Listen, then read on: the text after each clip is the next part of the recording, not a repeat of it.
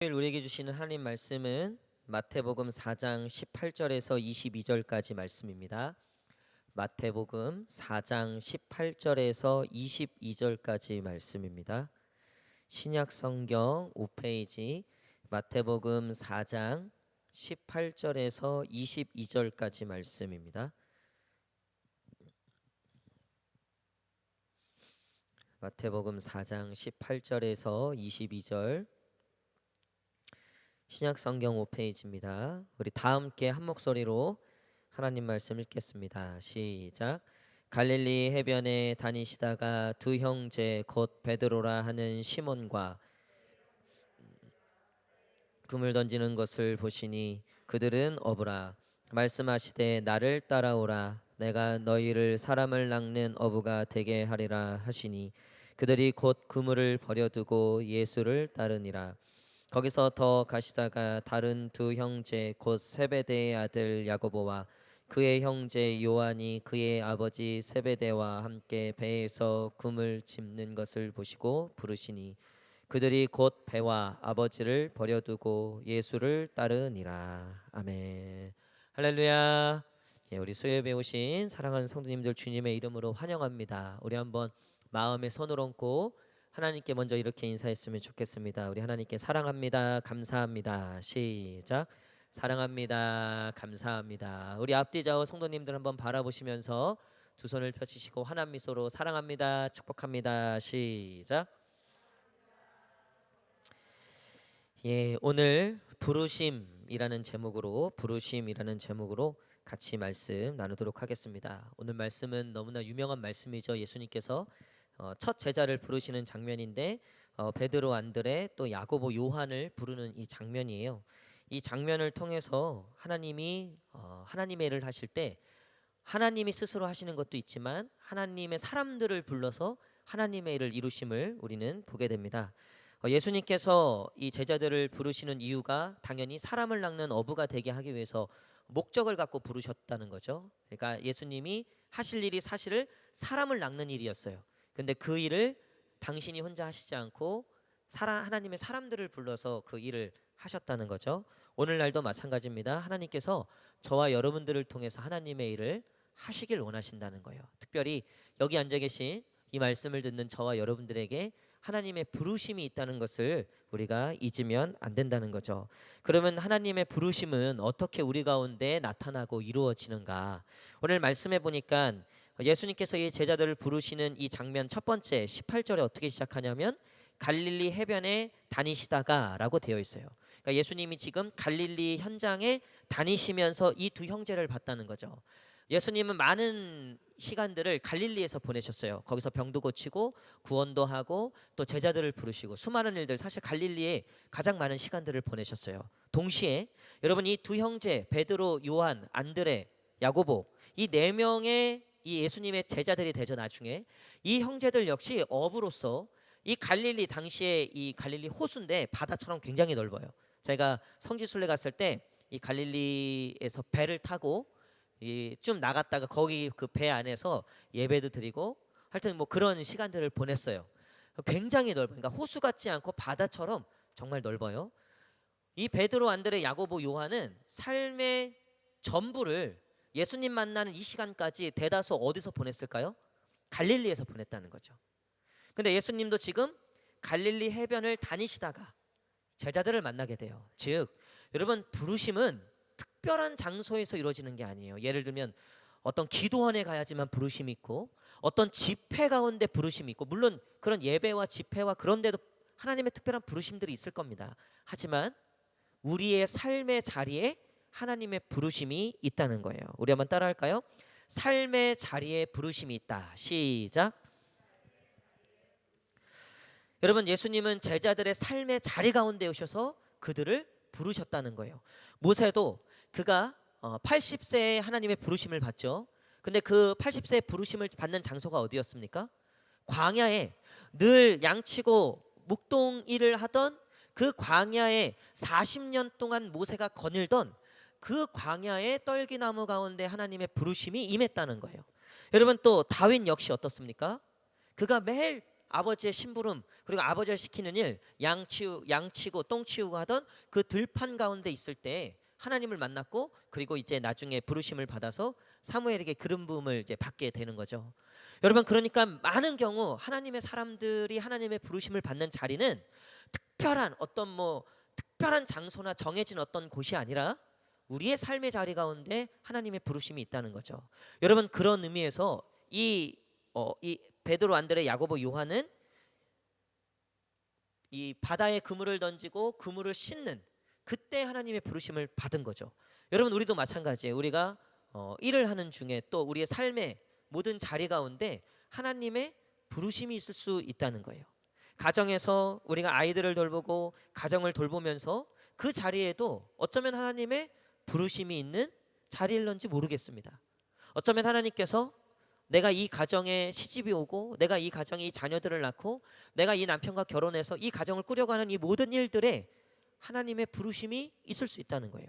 오늘 오전에 집사님하고 이제 대화를 하는데, 믿지 않는 남편과 이제 결혼을 하게 되는데, 본인은 이 믿는 부모 밑에서 어렸을 때부터 기독교 환경에서 자랐다는 거죠. 근데 믿지 않는 남편과 결혼함으로써 이 시댁이 다 안 믿어요. 그러면서 이제 시대가 가고 하니까 전혀 다른 문화와 전혀 다른 분위기에서 처음엔 마음이 너무 힘들고 어려웠다는 거죠. 근데 기도하면서 하나님께서 이런 마음을 주셨다는 거예요. 아, 나를 이곳에 보내신 이유가 있겠다. 오늘 그 집사님의 고백이에요. 나를 이곳에 보내신 이유가 있겠다. 하나님의 어떠한 부르심이 있는지 모르겠다. 그러면서 어쨌든 이제 더 기도하게 되고, 더 정말 신앙생활 열심히 하고, 또 남편도 전도하고, 또 믿지 않는 시댁도 전도해야 되겠다. 근데 그 장소가, 그 자리가 어떻게 보면은 특별하지 않은 장소죠. 그럼에도 불구하고 그 삶 속에서 하나님의 부르심을 느꼈다는 거죠. 여러분, 인도에 가면 이 델리에 동상이 하나 세워져 있어요. 그 동상이 뭐냐면 윌리엄 캐리라고 하는 현대 선교의 아버지라고 하는 영국 선교사님이에요. 근데 그가 이제 영국에 선교를 하면서 평생 영국에 선교하다가 이제 돌아가셨는데, 이 영국 사람들에게, 영국을 누가 식민지 지배했습니까? 영국이죠. 인도 사람들에게 있어서 영국은 사실 치욕적인 역사를 남긴 그런 나라예요. 그럼에도 불구하고 존경하는 많은 사람들이 있는데, 간디 다음으로 그래도 이 나라를 위해서 희생하고 섬기는 그런 이제 존경하는 분으로서 이 윌리엄 캐리 선교사님을 뽑는다는 거예요. 굉장히 많은 일을 이제 인도에 했어요. 근데 이 선교사님이 이런 지금 현대 이제 선교학에서도 이분을 현대 선교의 아버지라고 불러요. 그 당시에 이 윌리엄 캐리가 신앙생활 할 때는 세계 선교에 대해서 관심이 없었어요. 영국도 그렇고 유럽 전체 교회가 선교에 대해서 관심이 없었을 때예요. 근데 거기에 선교해야 된다고 주장하고 외치고 나중에 책까지 낸 게 이 윌리엄 캐리예요. 이 윌리엄 캐리 선교사를 통해서 다시 현대 선교가 시작되기 시작했어요. 어쨌든 그건 이제 딴 얘기하지만, 근데 이 윌리엄 캐리가 현재 선교학에서도 현대 선교의 아버지라고 불리는 아주 위대한, 인도에서도 가장 존경받는 영국인, 그리고 동상이 세계일 정도로 이 인도 사람들에게 큰 인상을 남긴 이 윌리엄 캐리가 구두 수성공이었어요. 당시에 영국에서도 구두 수성공은 그냥 평범한 아주 직업이었고, 큰 꿈을 가질 수 없는 가정 황변, 그런 형편 속에 있었어요. 근데 그가 그 구두 수성공 일을 하면서 이 구두를 닦고, 사람들이 자기가 닦은 구두를 신고 다니고 하는 그런 모습들에 굉장히 그냥 기뻐하고, 거기서 이제 얻는 수입, 그런 걸로 만족하고 있었을 그때에 19살인가 20살 때에 집회를 통해서, 예배를 통해서 하나님의 이 음성을 듣는 거예요. 이 선교에 대한. 그리고 나서 구두를 닦으니까 수많은 사람들을 만나게 되잖아요. 그 사람들을 전도하기 시작했다는 거죠. 그러면서 선교까지 이어지게 된 거예요. 그러니까 이 위대한 선교사의 사실 부르심은 그가 특별한 대학을 나오고 어떤 특별한 어떤 일들이 있어서가 아니라 그 삶 속에서 하나님의 이 영혼 구원에 대한 이 마음을 받았고, 구두 수선공하는 그 구두의 일터에서부터 전도를 시작하면서 이 선교의 일들이 시작되었다는 거죠. 여러분, 이 위대한 하나님의 제자들, 이 예수 그리스도의 제자들이 그의 시작을 보면 그들이 매일 지냈던 갈릴리 해변에서 예수님을 만나게 되고, 그 갈릴리 해변에서 부르심을 받게 되었다는 거죠. 사랑하는 성도 여러분, 우리가 왜 삼본에 살게 되었는지, 또 이 시간에 이 삼본 고향교회에서 어떻게 예배를 드리게 되는지, 또 나는 왜 이런 가정에 시집을 오게 됐고, 이런 남편을 만나게 됐고, 이런 자녀를 낳게 됐고, 이런 환경 가운데 놓여지게 되었나? 여러분, 하지만 그 가운데 우리를 향하신 하나님의 부르심이 숨어 있다는 거예요. 여러분, 그 부르심을 발견할 수 있는 저와 여러분들 되시기를 간절히 축복합니다. 믿지 않는 남편 만났다는 건 이건 100%인 거죠. 우리를 통해서 그 남편을 구원할 줄 믿습니다. 가끔 청년들이 저한테 와서, 목사님, 남자친구가 생겼는데 근데 안 믿어요. 이 얘기를 먼저 안 하죠. 남자친구를 사귄 것 같아, 제 느낌에. 근데 이 친구가 웬만하면 말을 한 친구인데 말을 안 해. 근데 제가 딱 봐도 이제 여자가 생겼는지 안 생겼는지, 남자가 생겼는지 딱 보면 알아요, 애들이. 그래서 제가 먼저 얘기하죠. 야, 너 요즘 뭐 있냐? 남자 생겼냐? 그러면은 나중에 개인적으로 찾아와요. 그때는 아니라고 부인하고. 그럼 몰래 얘기하는 거죠. 목사님, 사실 제가 누굴 사귄다고. 그래, 알았다. 뭐 누구야? 뭐 어때? 뭐 교회는 어디 다녀? 그러면 그때 얘기하는. 근데 사실 교회를 안 다녀요. 그러니까 그 얘기 저한테 이제 잔소리 들을까봐 그 얘기를 안 한 거예요. 그러면 이 친구들이 야, 그래 알았다. 근데 너 잘 생각해봐라. 이제 제가 또 이제 레퍼토리 시작하는 거죠. 그러면 얘가 이제 하는 얘기, 마지막에 하는 게 뭐냐면, 목사님, 근데 하나님이 그래도 이 영혼 구원하라고 저를 만나게 하신 건지 어떻게 알아요? 그 얘기하면은 저도 솔직히 할 말은 없어요. 할 말은 없어요. 그래, 그럴 수도 있겠다. 그래. 근데 왜 그 십자가를 꼭 네가 져야 되니? 뭐 하여튼 여러 가지로 제가 이제 얘기하는데, 이 친구들은 그게 진심인지 아니면 그냥 이 남자가 좋아서 목사님이 어쨌든 어떻게든 긍정해 주길 원해서 그렇게 얘기했는지 몰라도요. 여러분, 정말 그게 부르심이라고 생각하신다면 그 부르심에 순종할 수 있는 저와 여러분 되시기를 간절히 축복합니다. 여러분, 그러니까 믿지 않는 남편을 만난 거 하나님의 부르심이에요. 이번에 명절 설날 어떻게 단기 선교 잘 다녀오셨어요? 제가 늘 설 단기 선교, 추석 단기 선교, 믿지 않는 시댁에 가서 정말 그 믿음을 지키고 믿음으로 뭔가를 한다는 게 쉽지 않은 거죠. 마치 선교지에 가는 것처럼. 여러분, 근데 그 가운데 우리가 원망하고 불평하고 또 남편하고 싸우고 이럴 것도 있지만, 여러분, 그거보다 여러분 그 가운데 하나님의 부르심이 있을 수 있다는 거예요. 또 여러분, 우리가 삼본 고향교회에 오게 된 것이 이게 우리 대한민국의 교회가 얼마나 많아요. 그렇죠? 우리 교회는 게다가 바로 밑에도 교회가 있잖아요. 그렇죠? 까딱하면 밑으로 들어갈 뻔했고 어쩌다가 위로 올라왔는데, 여러분, 근데 이게 다 여러분 하나님의 부르심 가운데 있는 줄 믿습니다. 우리의 일상생활에 부르심이 있어요. 제가 신학교에 갔는데, 신학교를 다니면서 여러분 이미 신학교에 온 것도 굉장한 부르심인 거죠. 근데 신학교에 와서도 부르심을 구하는 친구들이 있어요. 하나님이 특별한, 마치 뭐 바울이 다메섹 도상을 가다가 환한 빛이 비추고 바울아 내가 왜 나를 이렇게 핍박하느냐, 막 이런 일이 있기를 원하는 거예요. 그 친구들은 맨날 그런 것들을 구하다가 결국 목사 안 해요. 결국 지금 딴 거 하는 친구들 대다수예요. 여러분, 그러니까 부르심은 사실 그런 어떤 특별한 기적과 이적과 그런 곳에도 있겠지만, 바울처럼 그런 특별한 부르심도 있지만, 사실상 원망도 있고 불평도 있고, 또 때로는 삶에 치이고, 언제 벗어나나, 언제 나는 이 집구석에서 벗어나나, 언제 나는 이런 생활에서 벗어나나. 하지만 그 가운데 하나님의 부르심이 임한다는 거예요.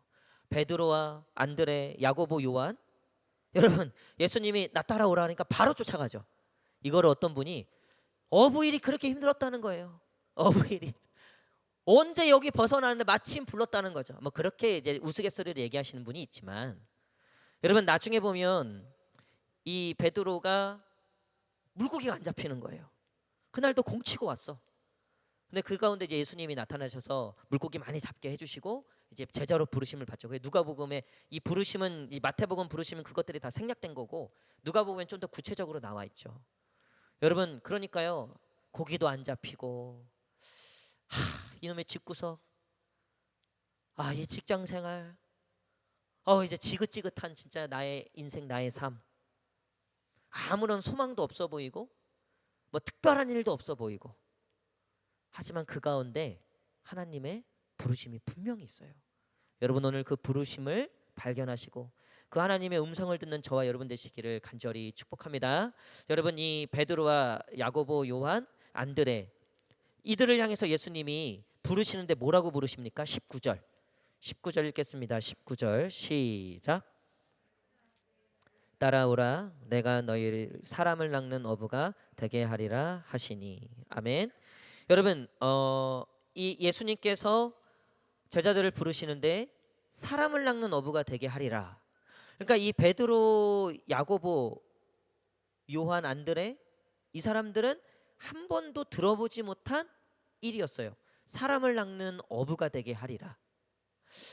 부르심은 때로는 황당하고 당황스럽고 우리가 평소에 생각하지 못했고 상식적이지 않은 그런 일들이 종종 있을 수 있다는 거예요.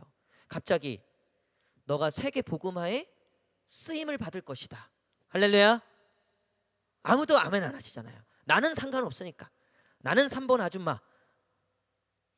여러분 다시 한번 우리 마음에 손을 얹고 이렇게 고백합시다. 나는 글로벌 크리스찬. 시작.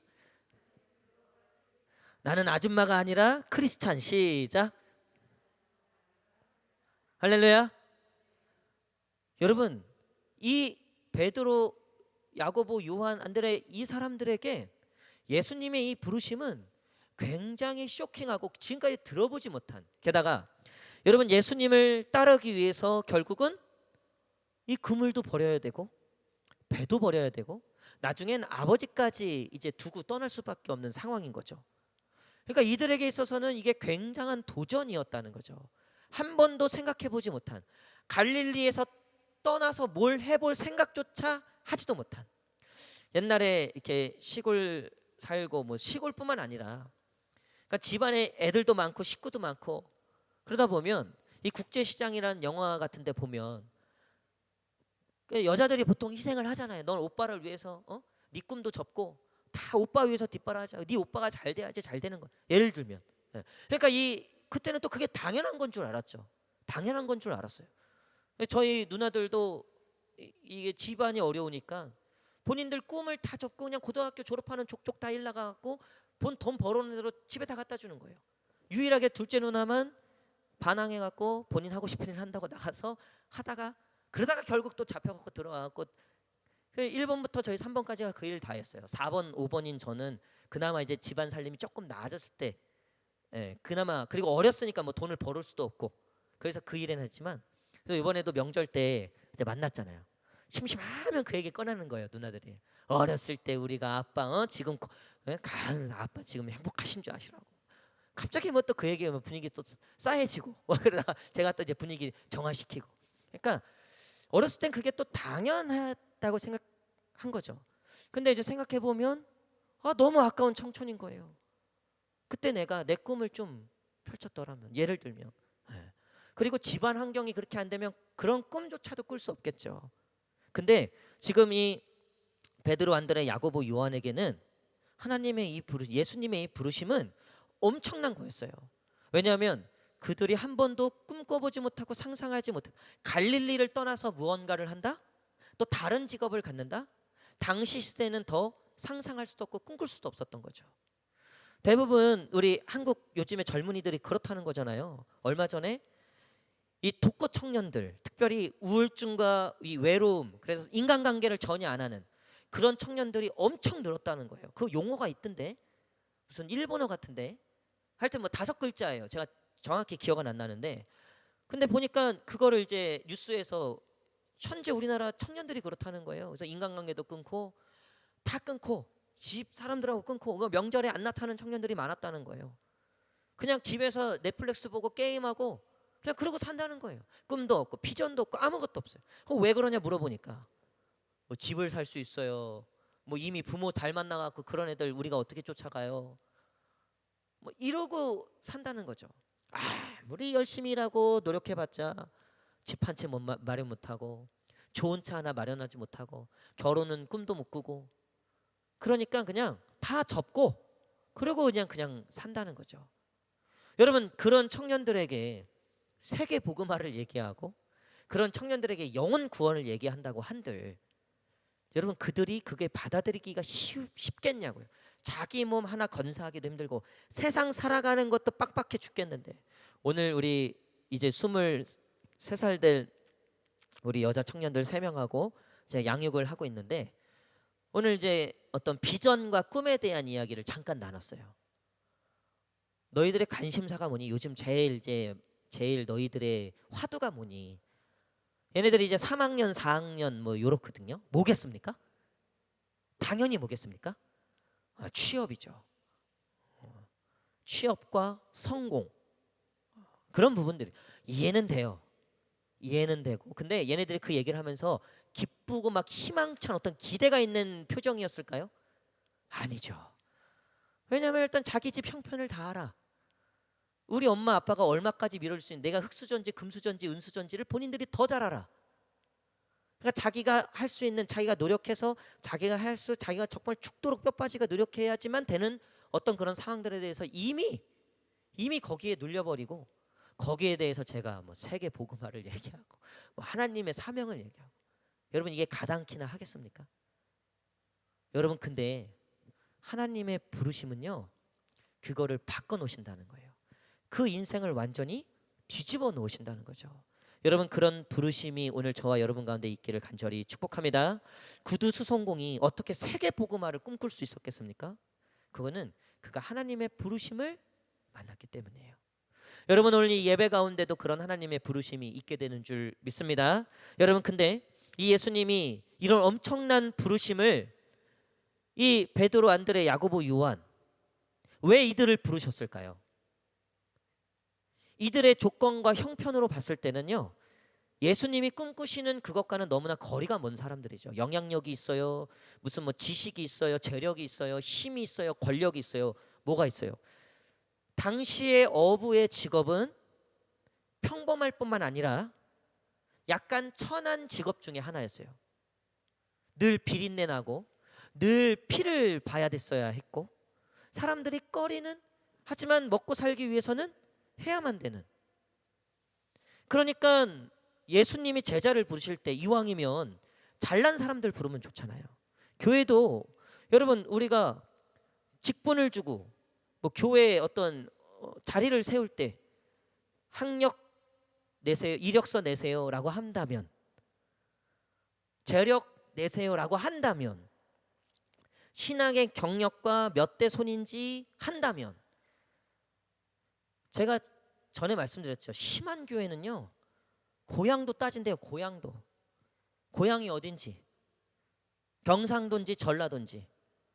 그건 교회가 아니에요, 여러분. 그건 교회가 아니에요. 그거는 사람이 주인 된 교회예요. 뭐 재력이 얼마나 있고, 뭐 헌금을 얼마나 하고, 뭐 공부를 얼마나 했고, 학력이 어떻고. 그러니까 예수님이 이 어부들을 부르실 때 그런 것들을 보신 게 아니에요. 오히려 그런 것들과는 전혀 상관없어 보이는, 여러분 그런 의미에서 예수님의 부르심은요, 차별이 없어요. 할렐루야. 여러분 예수님의 부르심에는 차별이 없다는 거예요. 사도 바울을 부르실 때, 사도 바울은 당시에 예수님 믿는 자를 핍박하고 예수님을 저주하던 자였죠. 오히려 그러니까 예수님하고 반대편에 선 사람이었다고요. 근데 예수님이 누굴 불러요? 사도 바울을 부르시는 거예요. 여러분 그 부르심에 차별이 없다는 것은 두 가지의 큰 의미가 있어요. 첫 번째, 저와 여러분들이 하나님 앞에서는 금수저니 은수저니 흙수저니 없다. 우리는 예수저다. 우리 한번 따라할까요? 우리는 예수저다. 시작. 할렐루야. 여러분 그러니까 교회에서요, 너무 뭐 좋은 옷 입고 와서 막 자랑하고 뭐 이번에 내가 뭔가를 이루고 뭔가를 했다, 이거 너무 막 그렇게 하지 않으셔도 돼요. 저는 그거 하나 안 본다 그랬잖아요. 여러분들이 무슨 집에 살고 무슨 차를 타고 다니고 무슨 옷을 입고 다니고 그런 걸로 교회에서 뭐가 되는 게 아니에요. 저는 그런 거 일체 안 봐요. 중요한 건 얼마나 하나님한테 헌신되어 있는가, 얼마나 하나님 말씀에 순종하고 얼마나 믿음대로 사는가, 얼마나 하나님 말씀대로 순종하는 삶의 모습이 있는가, 그게 가장 중요한 거죠. 여러분 오늘 예수님이 정확하셨어요. 나를 따라오라 하니까 그들이 어떻게 합니까? 곧 자 20절 말씀 20절 시작 22절 시작 아멘. 예수님이 정확하시다니까요. 보니까 따를 자들을 부르시는 거예요. 여러분 오늘 이 자리에 예수님을 따르는 자들이 있는 줄 믿습니다. 예수님의 음성을 듣고 예수님의 부르심 가운데 순종할 자들, 때가 되면 하나님이 부르세요. 때가 되면 하나님께서 세우시는 줄 믿습니다. 때가 되면 하나님이 알아서 높이시고 때가 되면 하나님이 알아서 그 자리를 세워주시는 거예요. 여러분 그러니까 예수님의 부르심은 우리에게 달려있는 게 아니에요. 금수저니 은수저니 흙수저니가 중요한 게 아니에요. 오늘 그 예수님의 음성과 부르심 앞에 순종하는 자들, 예수님은 그런 사람들을 부르신다는 거죠. 여러분 명필은 붓을 가리지 않는다는 얘기가 있어요. 그러니까 명필이면 어떠한 붓을 가지고도 글씨를 아주 잘 만든 작품을 만들어낸다는 거죠. 모세의 지팡이도 그 양똥 치우고 소똥 치웠던 그 지팡이가 홍행을 가르고 반석에서 물을 내는 지팡이가 되는 거죠. 누가 부르실 때? 하나님이 부르실 때. 여러분 그러니까 우리가 세계 복음화를 위해서 기도를 하고 우리가 하나님의 위대한 일들을 꿈을 꾸고 하나님의 그 영광스러운 일들의 쓰임을 받는 그 일들에 대해 우리가 기도하고 기대할 수 있는 건 그것이 내 재력이나 내 가방끈이나 내 어떤 배경에 달린 것이 아니라 하나님의 부르심에 순종하는 그 순종에 달려있기 때문이에요. 여러분 하나님이 부르실 때 순종하시기를 축복합니다. 선교 가자. 세계 복음화 위하여 우리가 헌신하자. 영혼 구원을 위하여 우리가 헌신하자. 하나님이 부르시는 일에 우리가 아멘으로 순종합시다 할 때 다 부르심에 순종할 수 있는 저와 여러분들 되시기를 간절히 축복합니다. 저는 기도하고 있어요. 우리 교회 성도들이 선교지에 가서 정말 영혼 구원을 위해서 기도하고 찬양하고 복음 증거하고 제가 전에 있던 교회에 네팔 선교를 가는데 네팔은 고산지대잖아요. 그러니까 거기는 건강했던 사람도 긴장하고 가야 돼요. 그래서 가면 대다수 이 고산병을 한번 꼭 알아요. 박소정 선생님이 거기 2번인가 갔었어요. 청년 시절에. 예. 굉장히 거기가 어쨌든 힘든 코스예요. 이 네팔 선교는.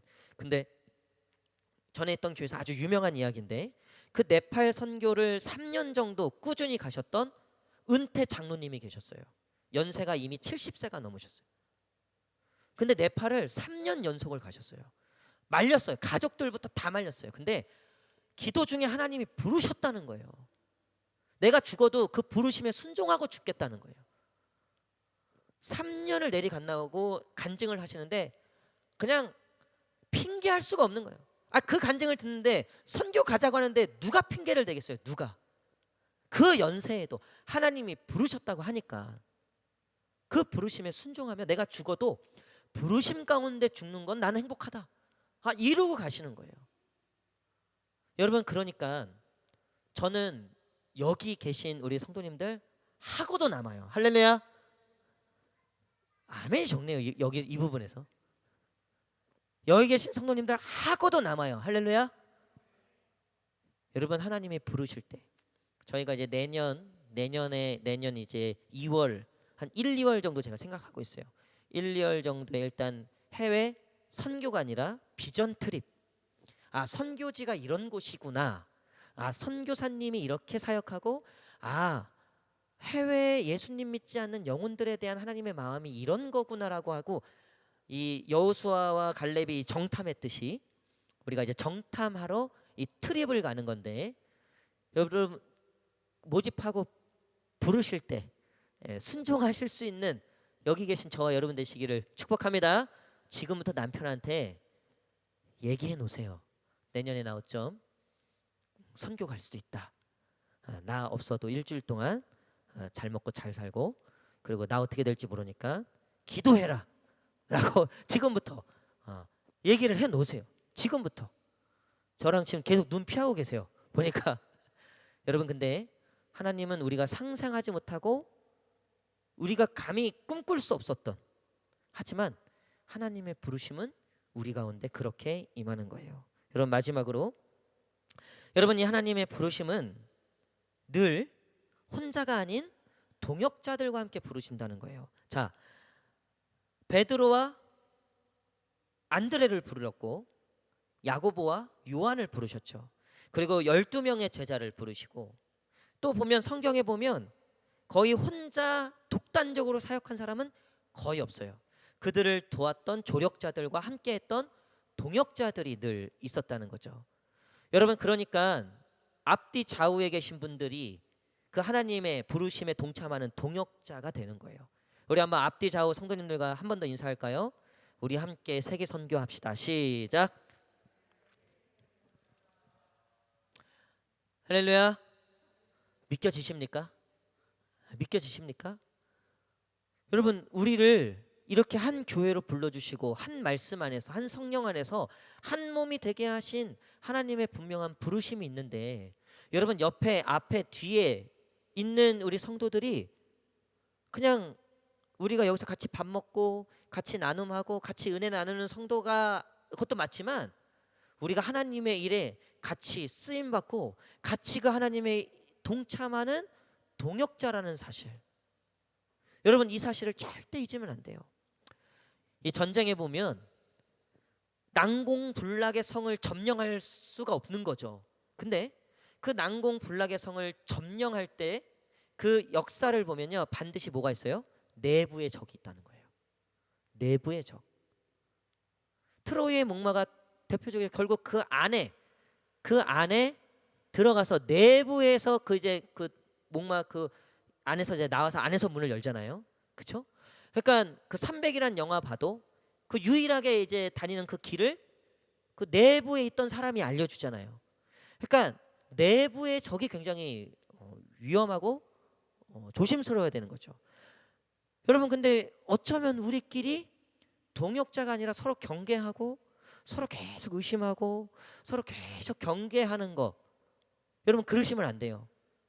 여러분, 우리는 하나님 안에서 한 몸 된 지체이면서 동역자인 줄 믿습니다. 우리가 같이 하나님의 일을 해야 될 부르심을 받은, 한번 고향교회에 부르심을 받은 동역자들이에요. 여러분, 우리가 서로 그런 마음으로 서로를 위하여 기도하고 중보하고 서로를 대해야 된다는 거죠. 우리가 선교 가면, 여러분 선교는 다 가지 못할 거예요. 일부만 상황되고 또 여건되고 또 그 부르심이 있는, 어쨌든. 근데 여러분, 제가 이 대학교에서 선교를 하는데 이렇게 얘기하는 거예요. 나가는 선교사, 보내는 선교사. 우리 한번 따라할까요? 나가는 선교사, 보내는 선교사. 시작. 우리가 세계 선교를 해야 되는데 선교사로 다 나갈 수는 없잖아요. 우리 김은경 은사님 지금 나갈 수는 좀 없죠. 영준이도 저녁도 해야 되고 기다려야 되고 남편 저녁도 좀 해주셔야 되고, 모두가 다 선교사로 나갈 수는 없겠죠. 근데 그럼에도 불구하고 우리가 한 지체, 한 동역자로서 보내는, 그러니까 나가는 선교사가 있으면 보내는 선교사가 있다는 거예요. 만약에 제가 이제 다음 주에 일주일 동안 태국의 선교사님들을 선기로 이 선교사 수양회 수련회에 제가 스텝으로 이제 참여를 하게 돼요. 그래서 간 김에 우리 교회가 앞으로 선교해야 될 이제 선교사님들과 좀 교제도 하고 그분들 섬기는 거예요. 그래서 선교지에서 코로나 기간에 얼마나 이분들이 고생하신지 몰라요. 지원도 끊기지, 귀국 안 하고 그래 살아 계신 분들이에요. 그 끝까지 버티신 분들이에요. 근데 영혼 육이 다 지금 골마 있어요. 제가 그 얘기를 전해 듣는데 이거 섬기지 않으면 안 되겠다 싶더라고요. 그래서 가서 우리 대표되는 목사님이 펀드라이징을 다 하셨어요. 예산을 한 5천만 원 정도 후원을 여기저기 교회 돌아다니면서 다 받으셔갖고 그 5천만 원을 그 선교사님들을 위해서 다 쓰는 거예요. 좋은 호텔 잡아드리고, 그래서 그 선교사님 부부들 자식 자녀들까지 다 초대를 해갖고, 대신 인도 차이나 선교회거든요. 그 이름이. 그래서 인도 차이나 반도권에 있는 선교사님들이에요. 우리 한국 선교사님들. 요번에 한 100 자녀들까지 하면 150명에서 60명, 스태프들까지 다 하면 한 200명 정도 되는데, 어쨌든 그분들을 다 해서 좋은 호텔에, 그리고 이제 그 대표 목사님이, 이 대표 목사님을 늘 후원해 주시는 대기업 좀 임원 이제 장로님이 한 분 계시나 봐요. 그러니까 그분이 이 5천만 원 외에 또 별도로 좀 따로 후원하시는 게 있어서 요번에 이제 보니까 그래도 좋은 호텔. 그러니까 이 선교사님들은 평생 사실 가보지 못할 만한, 그런 호텔에 이제 모셔갖고 세미나하고 집회하고, 또 우리 아내 선교사들은 특별히 더 사실 굉장히 고생이 더 수고가 많거든요. 남자들이 어쨌든 본인이 부르심 받아서 다 데려간 거 아니에요. 어쨌든 그래갖고 이 아내 선교사님들은 특별히 풀 코스로 관광을 시켜주시더라고. 보니까 좋은 거 다 먹이고, 남자들은 보니까 좀 아래급 먹이는 것 같아. 이 어쨌든 그렇게 하고, 자녀들은 이 자녀들이 제일 이제 마음이 참 안타깝잖아요.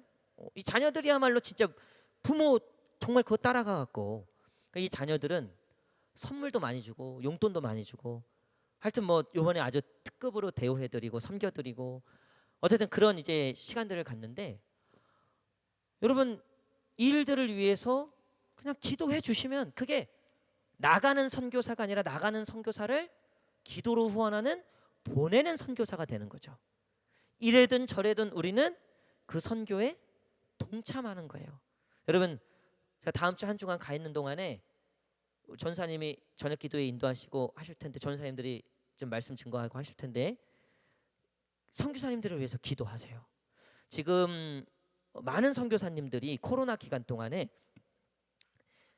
지원이 너무나 많이 끊겼어요. 그리고 코로나 이후에 이 폐쇄적인 정책들을 국가들이 많이 하다 보니까 중국 선교사님들은, 중국에 간 선교사님들은 지금 다 쫓겨났어요. 다 쫓겨났어요. 씨가 말랐어요, 정말.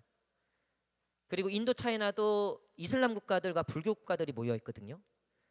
그 어느 때보다 이 보안 관련된 걸로 엄청나게 쥐잡듯이 잡는 거예요. 선교사님들을 사용 못하게, 코로나 핑계로.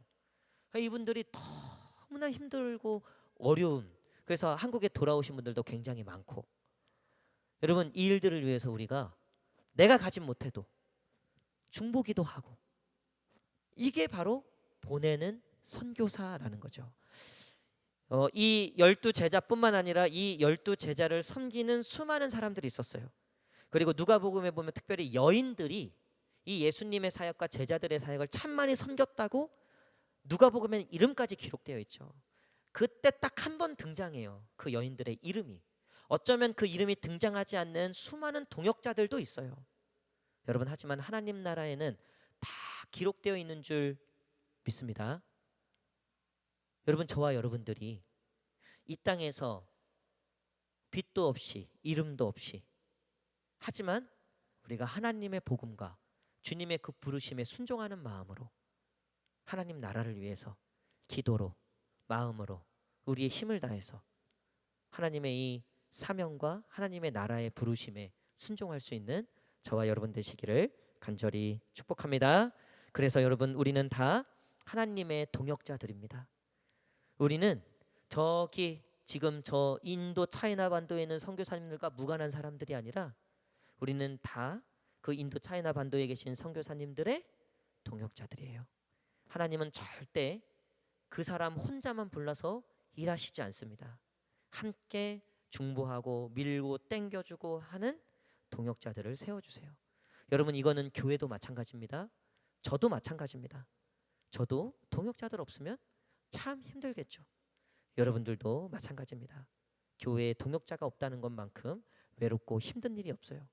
여러분, 우리가 다 앞뒤 좌우에 있는 성도님들을 동역자 삼아 개모임 하지 마시고, 어디 등산 모임 만들지 마시고, 세계복음화, 하나님 나라의 회복, 하나님의 사명을 위해서 그렇게 서로 동역하고 기도할 수 있는 그런 사명의 공동체, 그런 믿음의 동역자들 되시기를 간절히 축복합니다. 기도하겠습니다.